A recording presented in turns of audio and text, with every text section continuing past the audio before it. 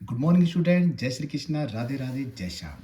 जैसे कि आप जानते हैं कि अपनी 7 क्वेश्चन सीरीज चल रही है, उसके अंदर हम आज लॉ ऑफ मोशन के थर्ड पार्ट की बात करने जा रहे हैं। यदि किसी स्टूडेंट को पीडीएफ नहीं मिलती है तो यहाँ पर एक पन्ने पर फ़ोन नंबर लिखा हुआ है, आप इस पर व्हाट्सएप कर दीजिए, आपके पास पीडीएफ पहुँच जाएगी। चलिए ज़्यादा बात ना करके आप अपने स्टडी पर ध्यान देते हैं। आइए पहला सवाल देखिए। एक 0.15 किलोग्राम द्रव्यमान की गेंद 10 मीटर की ऊंचाई से छोड़ी जाती है। यह धरातल से टकराकर समान ऊंचाई पर वापस आ जाती है। तो बताओ आवेग का परिमाण क्या होगा। आइए, एम द्रव्यमान की गेंद को छोड़ा गया, जमीन पे आके टकराई वी वेग से, तो संवेग हो गया एम वी। फिर ये वापस लौट जाती है तो वापस संवेग क्या होगा, P2, वो होगा अपोजिट डायरेक्शन में, तो माइनस का mv। आवेग जानते हो संवेग में परिवर्तन होता है, तो बाद वाले संवेग को माइनस mv और पहले वाले संवेग को mv, तो मेरे पास आवेग का मान आ गया माइनस का 2mv। अब भाई मेरे पास v तो है ही नहीं, याद करो बेटा, h ऊंचाई से छोड़ा जाता है तो धरातल पर टकराते समय वेग का मान कितना होता है, √2gh। ये उठा के यहाँ रख दिया। लो, m का मान 0.15, h का मान दे रखा है अपन को 10। देखो भाई ये 100 है ना, ये गुणा होगा ना, बाहर आ गया 10, इसको इससे गुणा करा 30 आ गया √2। अरे भाई ये पॉइंटों को आपस में काट लेंगे, इतना तो आप कह सकते हैं। √2 का मान रख दीजिए 1.41 और गुणा करिए, आंसर आ गया 4.2 किलोग्राम इंटू मीटर पर सेकेंड। ऑप्शन बी अपना सही है। सही बात। चलिए बात करते हैं दूसरे प्यारे सवाल की। सवाल क्या है, दो पिंडों के द्रव्यमान का अनुपात 2:3 है। ठीक है भाई। इन्हें मुक्त अवस्था में छोड़ा जाता है। ठीक है भाई। जिनके लिए ऊंचाई का अनुपात 9:16 है। जब ये धरातल पर टकराते हैं तो संवेग का अनुपात निकालो। ओहो हो, संवेग का अनुपात निकालना है अपन को, कोई बात नहीं। द्रव्यमान का अनुपात दे रखा है 2:3 और ऊंचाई का अनुपात दे रखा है 9:16। P बराबर है mv। अब भाई v कहां से निकालें, वही बात, h ऊंचाई से छोड़े तो टकराते समय वेग का मान √2gh उठा के मैंने यहां रख दिया। अब भाई वो रेशो पूछ रहा है, तो 2 और g तो कांस्टेंट है, तो m√h आ गया। ठीक है। तो भाई P1/P2, द्रव्यमान m1/m2 और ये लिखा h1/h2। द्रव्यमान का अनुपात कितना दे रखा है भाई, 2/3। चुपके से कर लेते हैं। h1/h2 का अनुपात 9:16। 9 का हुआ 3, 16 का हुआ 4, ये 3 से 3 गया, 2 से 4 को काटा, आंसर आया 1/2। सही उत्तर है मेरे बच्चे सी। आई बात समझ में। चलो आगे चलते हैं।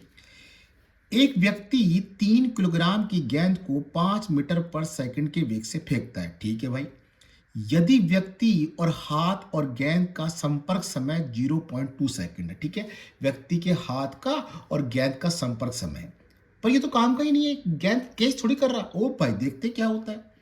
यदि यह 4 गेंद 2 सेकंड में फेंकता है तो गेंद पर लगाया गया औसत बल प्रति सेकंड या 1 सेकंड में ज्ञात करो। अरे भाई इस सवाल पर ध्यान देना, आपको अच्छा लगेगा। प्यारा सवाल है बेटा। 4 गेंद को फेंकने में लगा समय 2 सेकंड। हाँ भाई ठीक है। तो भाई एक गेंद को कितना समय लगेगा फेंकने में, 4 का भार लगा दो, 1/2। संवेग, अरे भाई m पता है, v पता है, दोनों का मान रख दिया तो संवेग आ गया, 5 दिया 15। अब देखो, प्रति सेकंड दिया गया संवेग बल के बराबर होता है, तो आप जानते हैं बल का निकालने का तरीका, संवेग के नीचे समय का भाग लगाइए। आपका संवेग 15 है, समय एक गेंद के लिए 1/2 है, तो भाग लगाया, मेरे पास आया 30 न्यूटन। बड़ा सिंपल से, बड़ा प्यारा से, बड़ा छोटा सा, बड़ा चुन्ना सा मुन्ना सा सवाल है ये। आइए आगे चलते हैं। एक मशीन गन का द्रव्यमान 10 किलोग्राम होगा भाई। यह 30 ग्राम की गोली 6 गोली प्रति सेकंड की दर से 400 मीटर पर सेकंड के वेग से दाग रहा होगा भाई। तो मशीन गन को पकड़े रखने के लिए आवश्यक बल बताओ। एक व्यक्ति जब भी मशीन गन से गोलियां दागता है तो उसे बंदूक का पीछे का हिस्सा कंधे पे लगाना पड़ता है। जैसे ही वो ट्रिगर दबाता है तो पीछे कंधे पर धक्का लगता है और कंधा उस धक्के को रोकने के लिए मशीन गन के ऊपर बल लगा देता है। सही बात है ना? आ जाओ। मशीन गन पे लगने वाला कुल बल बताओ, क्लास में करवाया नहीं करवाया? एम तो गोली का द्रव्यमान, ये वेग एन बाई टी, यह है प्रति सेकंड गोली की संख्या जो आपको दे रखी 6। प्रति सेकंड गोली की संख्या 6 दे रखी, 6/1 का मतलब 6 यानी 1 सेकंड में। गोली का द्रव्यमान किलोग्राम में चेंज कर लिया, वेग पता है अपन को 400 है, सारे मान रख दिए। देखो 1 2 3, 10⁻3, 10⁻−3 गया बेटा जी। 4 तिया 12 और 12 चिंग 72, आंसर आया 72 न्यूटन। ऑप्शन सी सही है। याद रखें जितने भी क्वेश्चन आपको करवाए जा रहे हैं इनमें से ऐसा कोई क्वेश्चन नहीं है जो किसी एग्जाम में आया हुआ नहीं है, ऑथेंटिक क्वेश्चन ही करवाए जा रहे हैं, बेफालतू का कचरा नहीं करवाया जा रहा है। आइए अगला, बड़ा अच्छा सवाल देखना। कैपिटल एन गोली जिसमें प्रत्येक का द्रव्यमान स्मॉल एम है, इन्हें v मीटर पर सेकंड के वेग से एन गोली प्रति सेकंड की दर से दीवार पर दागा जाता है, तो दीवार द्वारा गोली पर लगाया गया प्रतिक्रिया बल। अब सुनो, क्रिया प्रतिक्रिया कहता है कि जितना क्रिया होता है उतना ही परिमाण में प्रतिक्रिया होता है। तो हम एक काम करते हैं, क्या करते हैं सर, गोली के द्वारा दीवार पर लगाया गया बल निकाल लेते हैं, और बल निकालने का तरीका, बल बराबर होता है संवेग बट्टा समय। तो देखो प्रत्येक गोली का द्रव्यमान है, तो कितनी गोलियां हैं, एन गोलियां, तो टोटल गोलियों का द्रव्यमान एनएम आ गया, और इस द्रव्यमान को वेग से गुणा करेंगे तो संवेग आ जाएगा। अब समय कैसे निकालें, आओ ये बड़ा अच्छा तरीका है। गोली को दागने में लगा समय कैपिटल एन के नीचे स्मॉल एन का भाग लगाया। अरे सर ये बात समझ में नहीं आई, मेरी भी समझ में नहीं आई। देखो आ जाओ, कैपिटल एन का मतलब है गोली की संख्या, स्मॉल एन का मतलब है गोली की संख्या प्रति सेकंड। गोली की संख्या से गोली की संख्या कट जाएगी, सेकंड ऊपर आ जाएगा, तो टी बराबर आएगा एन बाई एन। यही समय है क्योंकि इसका मात्रक सेकंड आया है। आइए, गोली के द्वारा दीवार पर दिया गया संवेग, तो मैंने कहा था ना इस द्रव्यमान को वेग से गुणा कर देंगे। अब दीवार पर बल निकालना है तो संवेग बट्टा समय।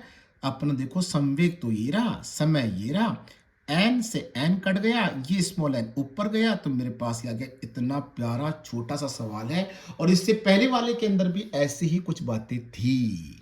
चलिएगा आगे चलते हैं। कथन वाला सवाल, यदि, कथन क्या बोला है, यदि एक लड़का किसी कठोर सतह पर कूदे तो उसके पैर में दर्द रेत पर कूदने की तुलना में अधिक होता है। देखिए एक लड़का अगर किसी कठोर सतह पर कूदेगा तो उसके पैर में दर्द ज्यादा होता है, और रेत में कूदेगा तो दर्द कम। ऐसा क्यों, बताएंगे अभी।